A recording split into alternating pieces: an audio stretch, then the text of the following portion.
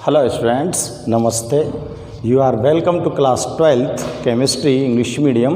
Students, our chapter 5 Surface Chemistry is going on. In this chapter today we are going to study about classification of colloids.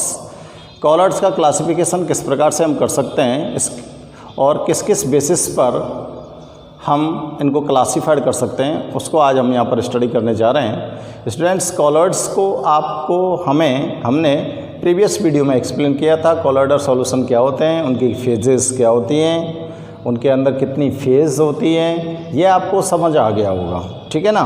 तो देखो, colloidal solution जो होता है उसके अंदर दो फेजेस होती हैं, disperse phase and dispersion medium. तो डिस्पर्स फेज तो होती है वो लेस अमाउंट में होती है और डिस्पर्सन मीडियम होता है वो मोर अमाउंट में होता है, ठीक है ना। तो डिस्पर्सन मीडियम के अंदर डिस्पर्स्ड फेज सॉल्युबल होती है। तो स्टूडेंट्स, जो कॉलॉइडल सॉल्यूशन होते हैं उनका क्लासिफिकेशन किया जाता है disperse medium and dispersion phase जो होती हैं उन दोनों के जो पार्टिकल हैं, मीडियम और फेज दोनों के जो पार्टिकल हैं, इन पार्टिकल के बिटवीन किस प्रकार का तो अट्रैक्शन फोर्स होता है, इसके बेसिस पर हम इसको क्लासिफाइड कर सकते हैं। और ये जो फेजेज हैं इनके अंदर जो पार्टिसिपेट करने वाले पार्टिकल्स होते हैं, मॉलिक्यूल्स, उनकी साइज किस प्रकार की होती है। तो students, dispersion medium and dispersed phase के बिटवीन फोर्स ऑफ एट्रैक्शन के बेसिस पर इनको डिवाइड कर सकते हैं और इनके मॉलिक्यूल्स की जो साइज होती है उनके बेसिस पर इसको हम डिवाइड कर सकते हैं। तो हम कॉलॉइडल सॉल्यूशंस का क्लासिफिकेशन यहाँ पर स्टार्ट करते हैं, ठीक है। देखते हैं classification of colloids. Classification of colloids. तो देखो किस किस बेसिस पर हम इनको क्लासिफाइड कर सकते हैं। तो फर्स्ट मैं कह रहा हूं on the basis of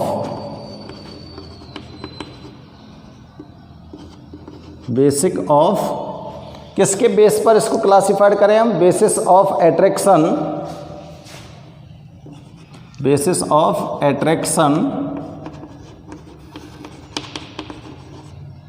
between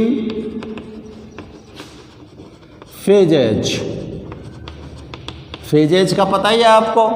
colloidal solution में दो फेज होती हैं, dispersed phase and dispersion medium.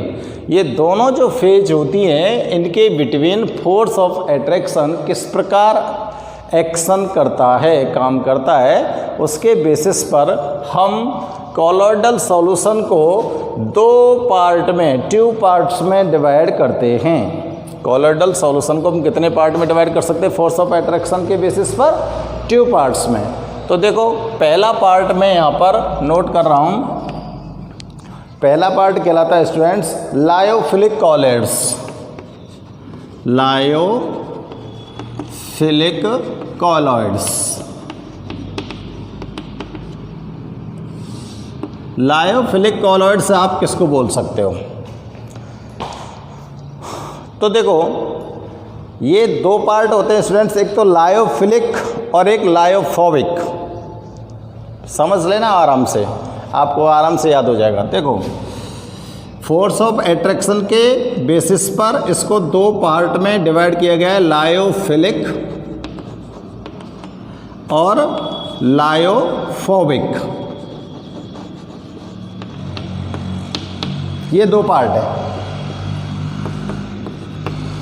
इन दोनों पार्टों में स्टूडेंट्स क्या होता है, ये जो लायोफिलिक होता है, लायोफिलिक जो कॉलॉइड्स होते हैं उनके अंदर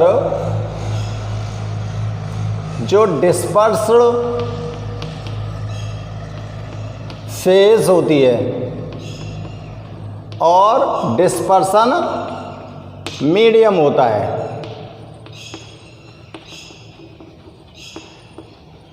इन दोनों के between force of attraction present होता है।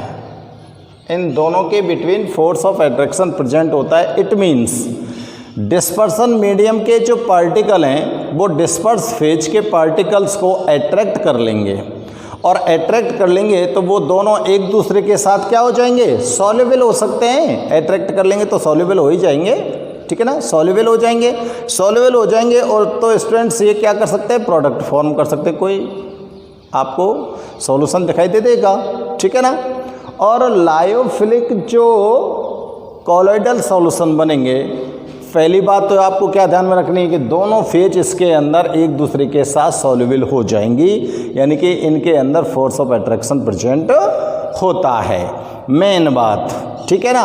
और इसके लिए आप लोग ध्यान में रख सकते हो कि डिस्पर्सन फेज और डिस्पर्सन मीडियम, डिस्पर्स फेज और डिस्पर्सन मीडियम, इन दोनों के जो पार्टिकल हैं इन दोनों के अंदर कोई भी अट्रैक्शन फोर्स नहीं होता, दोनों के बिटवीन कोई भी अट्रैक्शन फोर्स एक्ट नहीं करता है, तो वो लायोफोबिक कॉलॉइड्स कहलाएंगे।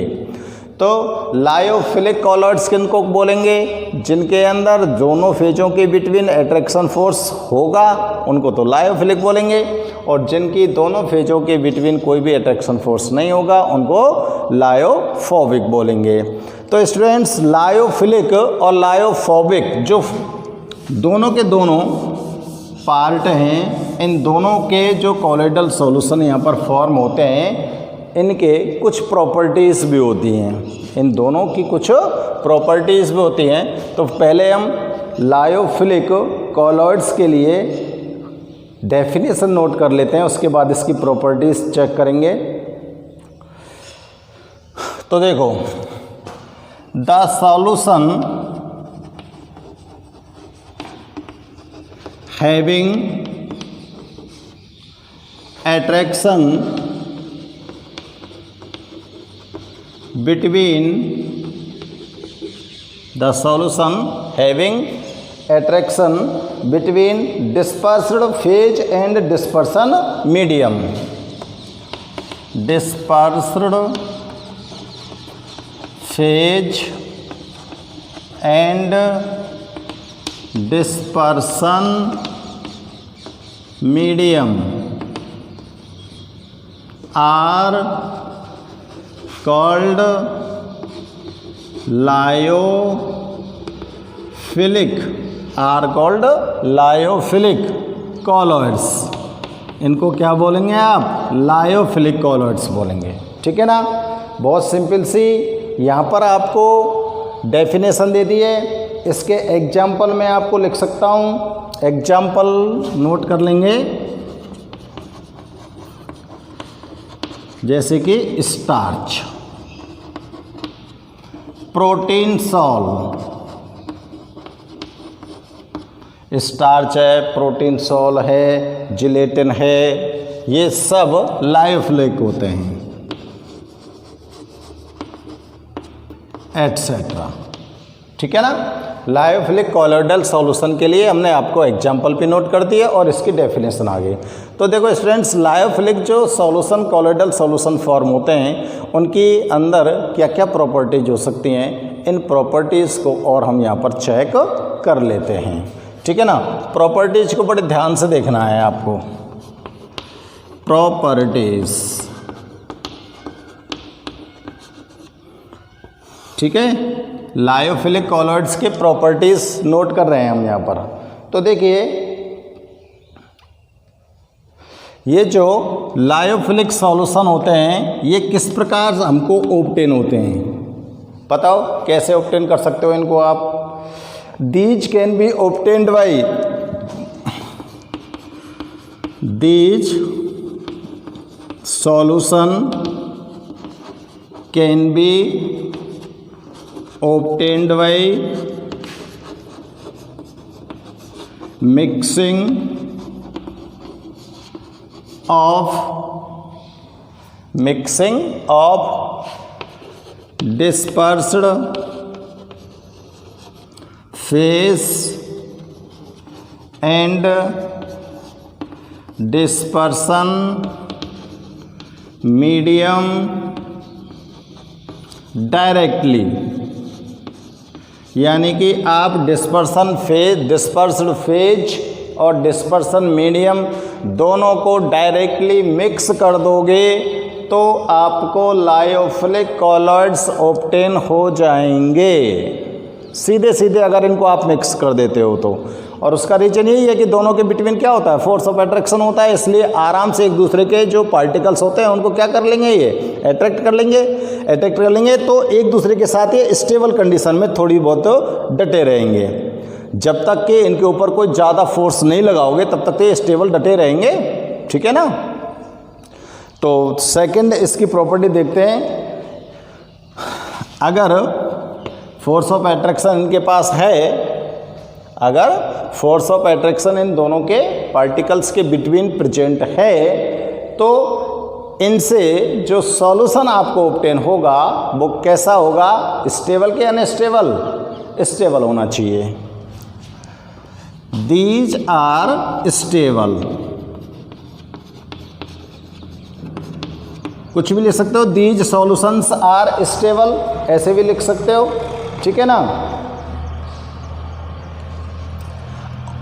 थर्ड लिखता हूं मैं, यहां लिख रहा हूं, देखो थर्ड पॉइंट है,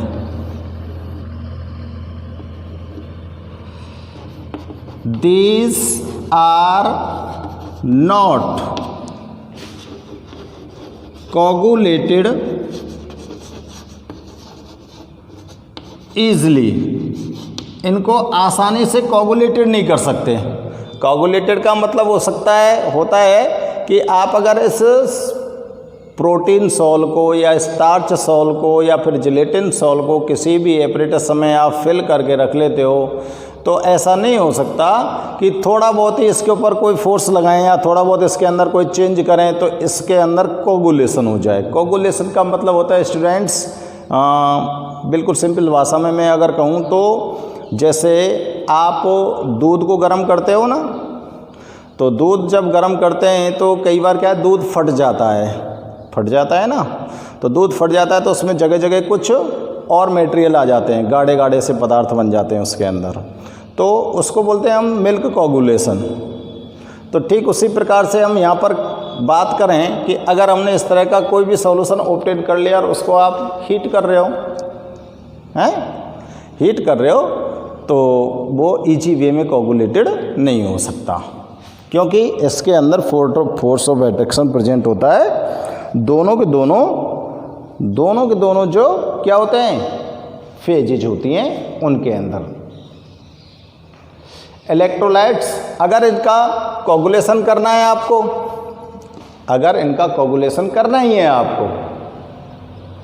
इजी वे में तो हो नहीं रहा है, लेकिन ज़बरदस्ती अगर हमको इनका कोगुलेशन करना है तो आप क्या करेंगे, इनका कोगुलेशन करने के लिए हमको इसके अंदर कोई ना कोई इलेक्ट्रोलाइट को मिक्स करना पड़ेगा। क्या करना पड़ेगा, इलेक्ट्रोलाइट को। तो मैं लिख देता हूँ,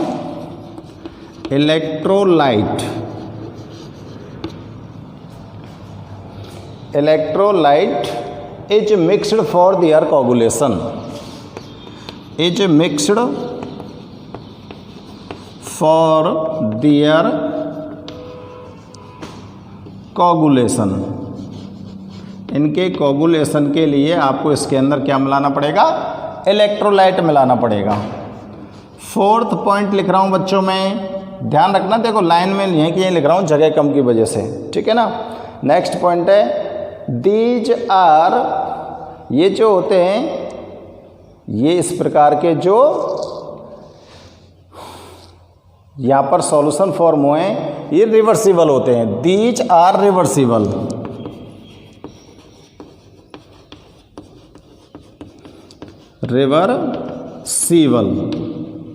ये जो सॉल्यूशन है ये रिवर्सिबल का मतलब क्या होता है कि जैसे आपने डिस्पर्सल फेज और डिस्पर्सल मीडियम दोनों को एक दूसरे के साथ मिक्स किया तो इन्होंने एक सॉल बना लिया, और अब आप इनसे अगर अगेन डिस्पर्सल फेज और मीडियम को सेपरेट करना चाहते हो तो आप कर सकते हो, इनको सेपरेट कर सकते हो। इसलिए ये जो सॉल्यूशन होते हैं ये कैसे माने जाते हैं, रिवर्सिबल, ठीक है ना। These are not show Tyndall effect, ये टिंडल इफेक्ट को शो नहीं कर सकते। These are not show Tyndall effect. ये सॉल्यूशन जो फॉर्म होगा लायोफिलिक, ये टिंडल इफेक्ट को शो नहीं करेगा। टिंडल इफेक्ट को पता है ना, अगर आप इसके सॉल्यूशन को अगर एक ट्रांसपेरेंट एपरेटस में फिल कर लेते हो और ट्रांसपेरेंट एपरेटस में फिल करने के बाद उस पर आप अगर लाइट छोड़ते हो तो उस सॉल्यूशन के अंदर लाइट का जो पाथ होता है वो विजिबल नहीं होगा। टिंडल इफेक्ट में ऐसा ही तो होता है। टिंडल इफेक्ट शो करने वाले जो सॉल्यूशंस होते हैं उनके अंदर क्या होता है कि आपने सॉल्यूशन को फिल कर दिया किसी भी ट्रांसपेरेंट एपरेटस के अंदर, और जब उसके अंदर आप लाइट पास करते हो तो उसमें पाथ ऑफ लाइट विजिबल होता है, क्योंकि जो सॉल्यूशन होता है कॉलोइडल सॉल्यूशन होता है उसके जो पार्टिकल्स होते हैं वो इतने छोटे होते हैं, these particles are too small that we can not visible with naked eyes but they scattered the light. वे इतने छोटे होते हैं कि हम उनको नेक्ड आइज से तो देख नहीं सकते, बट वे इतने भी बड़े होते हैं कि वो लाइट को स्कैटर्ड कर देते हैं। तो वहाँ पर लाइट का जो पाथ होता है वो विजिबल होता है, ये टिंडल इफेक्ट कहलाता है। ठीक है ना। तो ये टिंडल इफेक्ट को शो नहीं करते हैं। कौन से? Lyophilic solution. और देखो एक प्रॉपर्टी और होती है इसमें, जो डिस्पर्सन मीडियम आपने यूज़ किया है, ठीक है, जो डिस्पर्सन मीडियम आपने यूज़ किया है उस डिस्पर्सन मीडियम का जो सरफेस टेंशन है उससे कम सरफेस टेंशन इस सॉल्यूशन का होता है। तो these solutions have less surface tension than dispersion medium. ठीक है, तो ये नोट कर देते हैं यहाँ पर। These have less surface tension, these have less surface tension than dispersion medium. Dispersion medium से कम सरफेस टेंशन इस सॉल्यूशन का होता है। तो स्टूडेंट्स देखो, आपने यहाँ पर लायोफिलिक कॉलॉइड्स यानी कि हम force of attraction between phases के बेसिस पर हम कॉलॉइडल सॉल्यूशन को क्लासिफाइड कर रहे हैं दो पार्ट में। पहला पार्ट हम यहाँ पर क्लियर कर रहे हैं लायोफिलिक कॉलॉइड्स, और दूसरा होता है लायोफोबिक कॉलॉइड्स। तो लायोफिलिक कॉलॉइड्स जो होते हैं उनको डिफाइन किया है, और लायोफिलिक कॉलॉइड्स और कॉलॉइडल जो सॉल्यूशन बनेंगे उनकी कुछ हमने यहाँ पर प्रॉपर्टीज़ को नोट किया है। प्रॉपर्टीज़ को आपको ढंग से चेक करना है बच्चों, क्योंकि दोनों की प्रॉपर्टी यहाँ पर मैं नोट कर दूंगा और दोनों की प्रॉपर्टी को आप कंपेरिज भी कर सकते हो। ठीक है ना, क्या कर सकते हैं? कंपेरिजन भी कर सकते हैं। तो आप वीडियो को पॉज करके स्टूडेंट्स इसको नोट कीजिए, ध्यान से चेक करके। अब देखो चेक करते हैं हम दूसरा जो इसका पार्ट है। फर्स्ट पार्ट तो हो गया लायोफिलिक, और अब है दूसरा लायोफोबिक कॉलॉइड्स क्या होते हैं।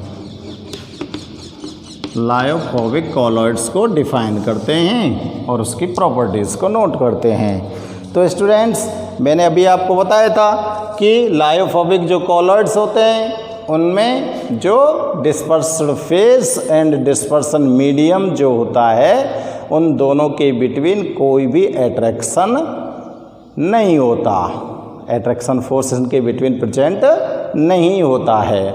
ठीक है ना। तो डेफिनेशन नोट कर दे पहले, there is no attraction between disperse phase and dispersion medium. तो देखो, दोस colloidal solution in which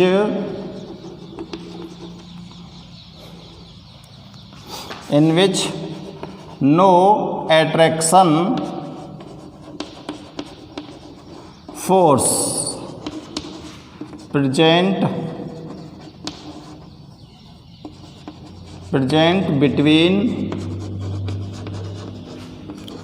dispersed phase and dispersion medium is called lyophobic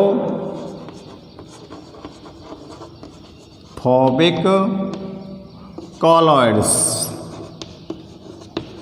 ठीक है भैया, डेफिनेशन क्लियर हो गई।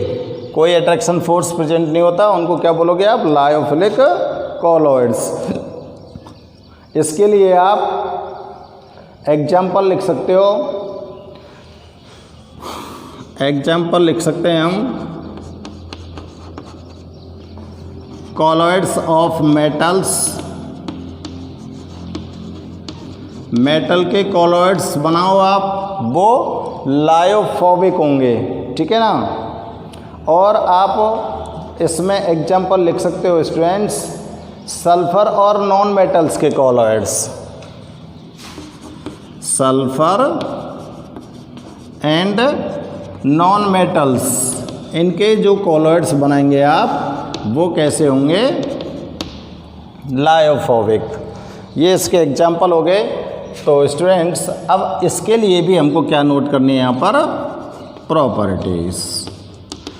इस प्रकार के जो सॉल्यूशन फॉर्म होते हैं, उनकी क्या प्रॉपर्टीज़ हो सकती हैं, ये हमको यहाँ पर चेक करना है, ठीक है ना।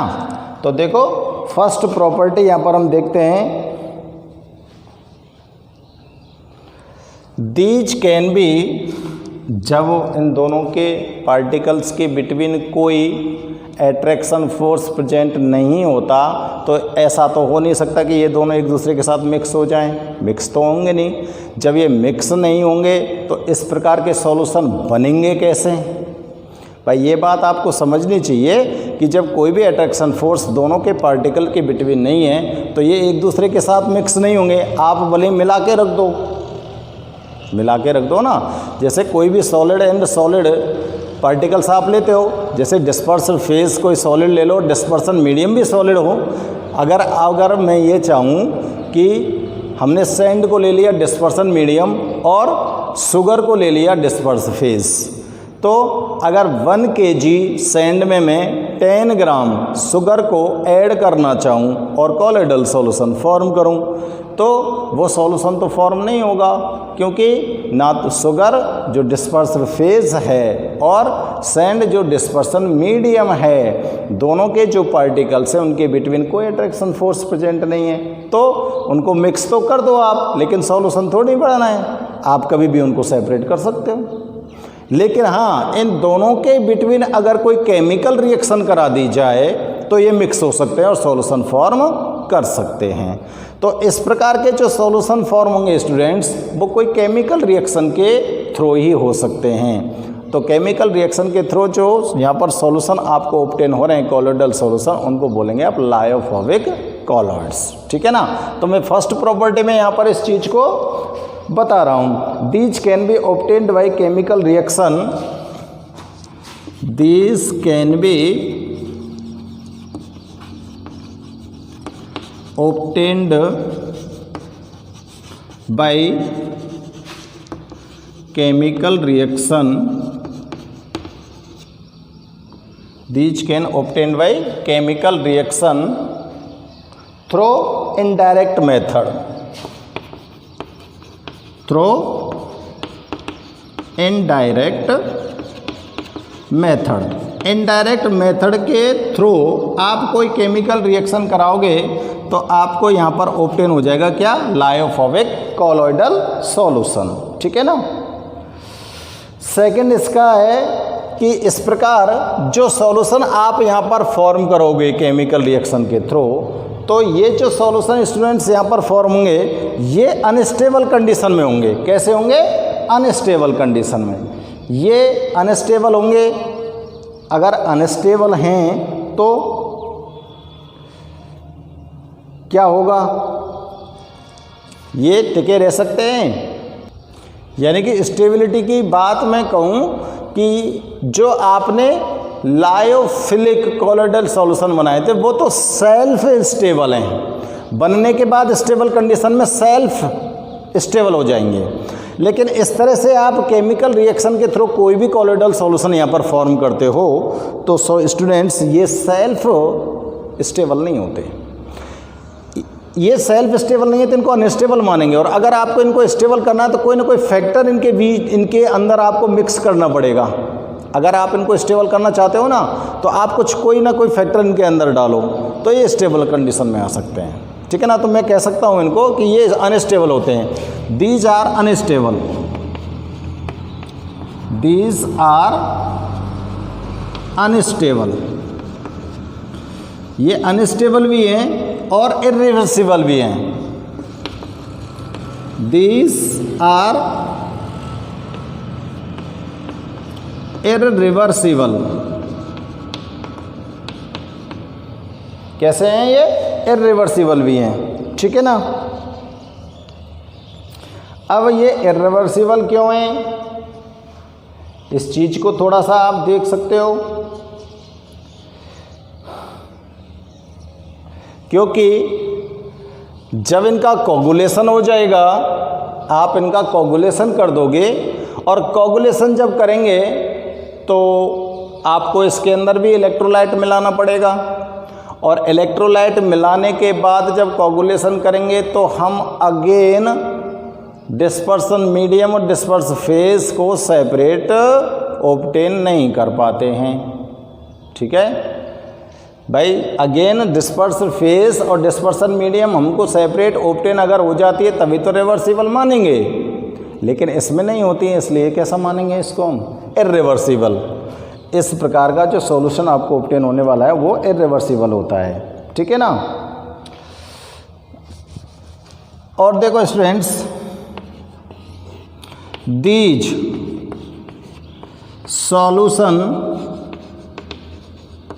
solutions are coagulated.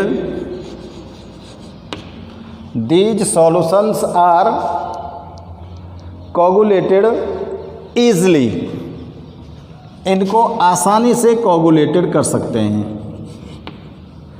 अब देखो कोगुलेशन में मैं दोनों का कंपैरिजन बता देता हूँ आपको कि अगर आप लायोफिलिक कॉलोइडल सॉल्यूशन बना रहे हो तो उसको कोगुलेटेड करने के लिए भी आपको इलेक्ट्रोलाइट की एसेंशियलिटी होगी और लायोफोबिक सॉल्यूशन को भी कोगुलेटेड करने के लिए इलेक्ट्रोलाइट की एसेंशियलिटी होगी। तो स्टूडेंट्स यहाँ पर आपको ये थोड़ा सा डिफरेंस ध्यान में रखना है कि अगर लायोफिलिक कॉलोइडल सॉल्यूशन का कोगुलेशन करना है तो आपको एक्सेस अमाउंट में इलेक्ट्रोलाइट की रिक्वायरमेंट होगी और अगर आपको लायोफोबिक कॉलोइडल सॉल्यूशन का कोगुलेशन करना है तो स्मॉल अमाउंट में ही इलेक्ट्रोलाइट की रिक्वायरमेंट होगी, ठीक है ना। या अमाउंट का डिफरेंस है दोनों के अंदर, उसमें ज़्यादा चाहिएगा, इसमें कम चाहिएगा, इसलिए ये आसानी से कोगुलेटेड नहीं होते हैं, ठीक है ना। These are show Tyndall effect. ये स्टूडेंट्स क्या कर सकते हैं, टिंडल इफेक्ट को शो कर सकते हैं। These are show Tyndall effect। ये टिंडल इफेक्ट को शो करते हैं, वो नहीं करते हैं। और नेक्स्ट पॉइंट लिख रहा हूं मैं, इनका जो सरफेस टेंशन होता है, तो मैं यहां लिख रहा हूं surface tension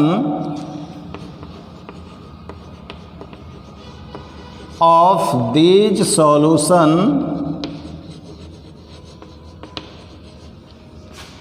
is equal to dispersion medium. Dispersion medium का जो सरफेस टेंशन होगा उसके इक्वल इस सॉल्यूशन का सरफेस टेंशन होगा, ठीक है ना। तो देखो बच्चों, यहाँ पर 6 प्रॉपर्टी तो लायोफिलिक कॉलॉइडल के लिए नोट कर दी है और 6 प्रॉपर्टी हमने लायोफोबिक कॉलॉइडल के लिए नोट कर दी हैं।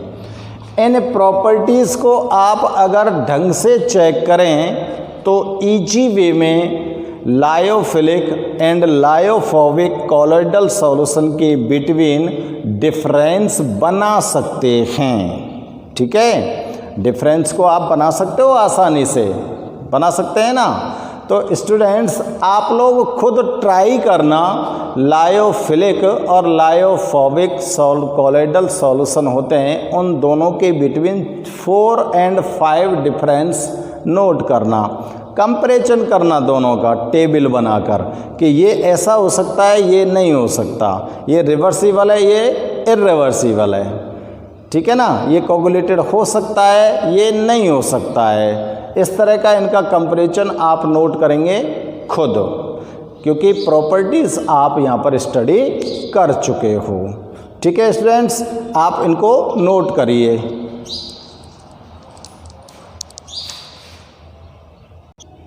देखो नेक्स्ट यहाँ पर हम स्टडी करते हैं बच्चों, नेक्स्ट टर्न पर देखते हैं हम कि अब इन कॉलॉइडल सॉल्यूशंस को का क्लासिफिकेशन किस बेस पे करें। तो बी डाला हूँ on the basis of size, on the basis of size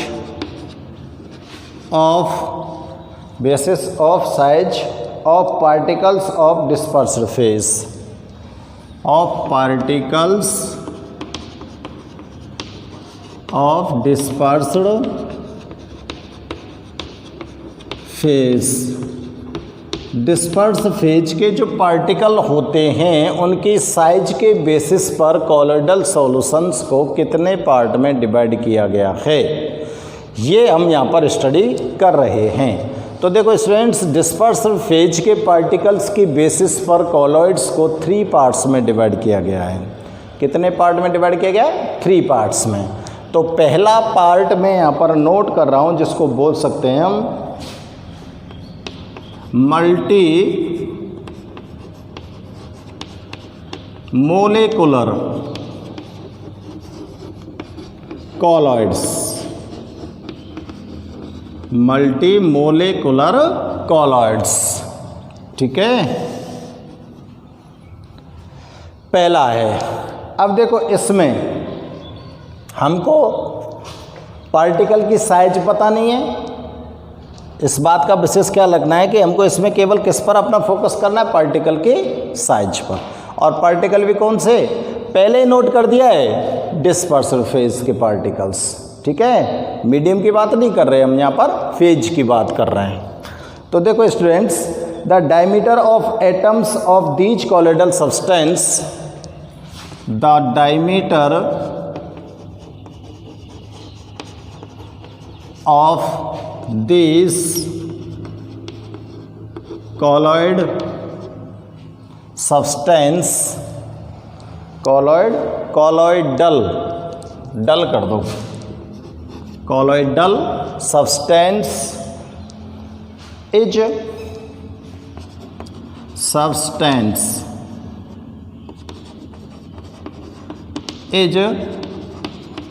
less than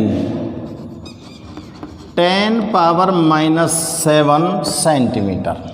ध्यान रखो भैया, मल्टी मोलिकुलर जो कॉलॉइड्स होते हैं उसमें जो डायमीटर है पार्टिकल का वो कितना है, 10⁻⁷ centimetre. Colloidal particles are form by bonding, colloidal particles are formed by bonding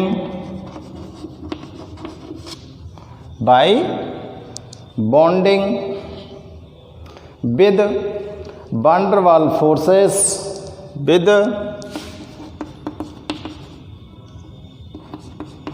van der Waals forces to each other, इसके अंदर जो कोलोइडल पार्टिकल्स होते हैं ना भाई, डायमीटर कितना है 10⁻⁷ सेंटीमीटर, और इसके अंदर जब कोलोइडल सॉल्यूशन बनेगा, कोलोइडल सॉल्यूशन जब बनेगा तो स्टूडेंट्स जो कोलोइडल पार्टिकल्स हैं उनके between weak attraction force present होता है, और ये वीक अट्रैक्शन फोर्स कौन सा है? वान-डेर वाल अट्रैक्शन फोर्स।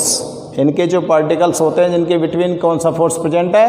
वान-डेर वाल अट्रैक्शन फोर्स प्रेजेंट होता है। इसके लिए हम अगर एग्जांपल दें तो देखो,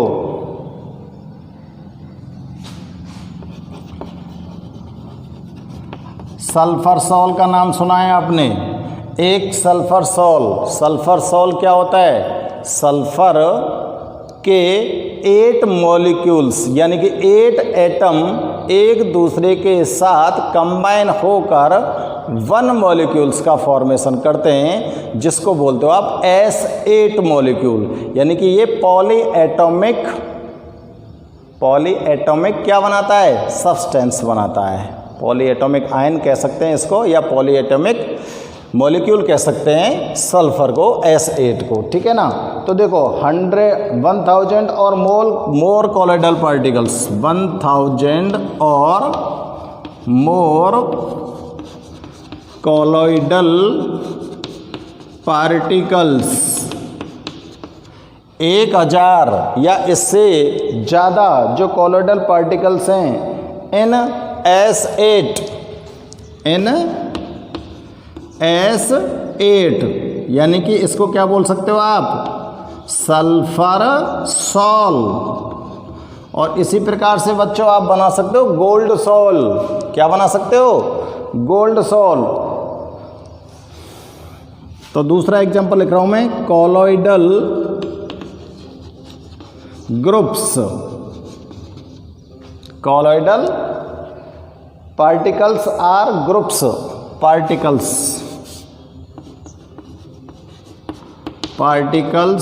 आर ग्रुप्स। कोलोइडल जो पार्टिकल हैं उनका क्या होगा? एक ग्रुप होगा, groups of gold atom, group of gold atom in gold sol. गोल्ड सॉल के अंदर जो कोलोइडल पार्टिकल होते हैं किसके? गोल्ड एटम के, उनका एक ग्रुप प्रेजेंट होता है।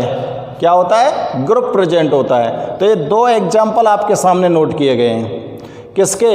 मल्टी मोलिकुलर कोलोइड्स के। मल्टी मोलिकुलर कोलोइड्स का मतलब होता है कि एक साथ एक ही मॉलिक्यूल के अंदर बहुत सारे एटम्स प्रेजेंट होते हैं जिनके बिटवीन वीक वान-डेर वाल फोर्स ऑफ अट्रैक्शन प्रेजेंट होता है, ठीक है ना। अब ये हो गया आपका मल्टी मोलिकुलर कोलोइड्स, ठीक है। इसको क्या बोलोगे आप? मल्टी मोलिकुलर कोलोइड्स बोलेंगे। अब यहाँ पर मैं दूसरी हेडिंग डाल देता हूँ बच्चों, और दूसरी हेडिंग है अपने पास macro molecular colloids. Macro molecular colloids.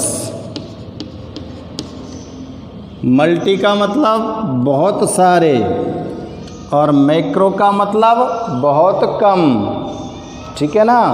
These are the substance having big size molecule. These are the substance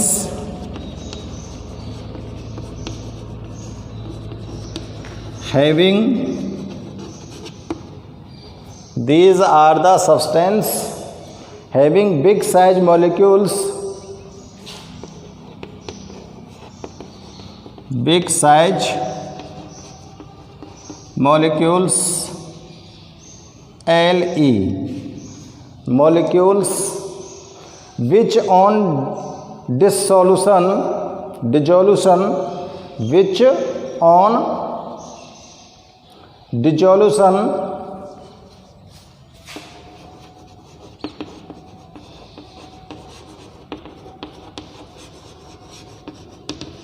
जब इनको डिजोल्व करते हैं बिग साइज के मॉलिक्यूल्स को, बिग साइज के मॉलिक्यूल्स को क्या करते हैं, डिसॉल्व करते हैं। Form solution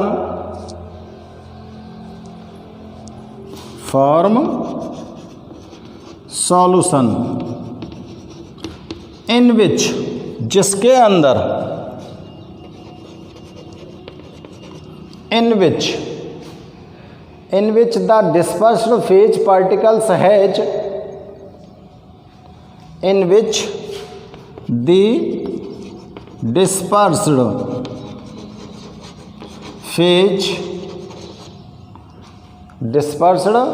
phase particles has the range of colloidal, the range of colloidal, ठीक है। तो इस प्रकार का जो सॉल्यूशन फॉर्म होता है उसमें जो डिस्पर्स्ड फेज है वो size in the colloidal size in which dispersed phase particles has the size of colloidal range, ऐसे लिखेंगे, has the size of colloidal range,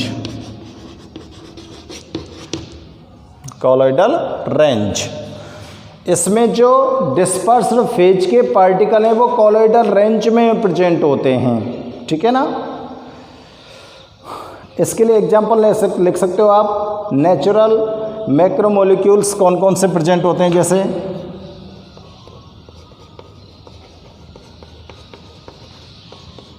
natural macromolecules कौन कौन से प्रेजेंट है तुम्हारे पास, जैसे देखो starch, cellulose, protein, starch, cellulose, protein,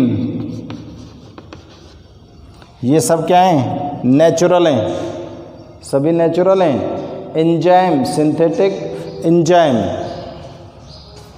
और एंजाइम, ये तो नेचुरल मैक्रो मॉलिक्यूल्स हो गए। अब देखो सिंथेटिक मैक्रोमोलिक्यूल्स देखते हैं।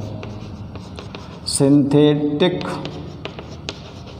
मैक्रोमोलिक्यूल्स, इसके भी एग्जांपल यहाँ पर नोट कर देते हैं आपके लिए। ये हैं students nylon, polythene, plastic. Nylon, polythene, plastic etcetera, ये सिंथेटिक कॉलोइड्स हैं, ठीक है ना। तो देखो एग्जाम्पल बड़े मस्ट हैं यहाँ पर, एग्जाम्पल को थोड़ा सा ठीक से ध्यान में रखना है हमको। नेचुरल मैक्रोमोलिक्यूल कॉलोइड्स का एग्जाम्पल हो गया स्टार्च, सेलुलोज, प्रोटीन, एंजाइम, और सिंथेटिक मैक्रोमोलिक्यूल्स कॉलोइड्स का एग्जाम्पल हो गया नायलॉन, पॉलीथीन, प्लास्टिक्स। तो स्टूडेंट्स ये आप क्लासिफिकेशन ऑफ कॉलोइड्स को यहाँ पर स्टडी कर रहे हो, जिसमें आप क्लासिफिकेशन कर रहे हो कि साइज जो है कौन से पार्टिकल की, डिस्पर्स्ड फेज की। डिस्पर्स्ड फेज के पार्टिकल्स की जो साइज होती है उसके बेसिस पर हम यहाँ पर क्लासिफिकेशन स्टडी कर रहे हैं, ठीक है ना। तो ये आपने आज यहाँ पर क्लासिफिकेशन को चेक किया स्टूडेंट्स, और इसके बाद एक और रह जाता है, उसको भी हम चेक कर लेंगे। लेकिन स्टूडेंट्स उसके आज के लिए बस हम इतना ही आपको यहाँ पर स्टडी करा रहे हैं, और जो भी इसका पोर्शन नेक्स्ट बचा है उसको नेक्स्ट वीडियो में आपको एक्सप्लेन कर देंगे। Okay students.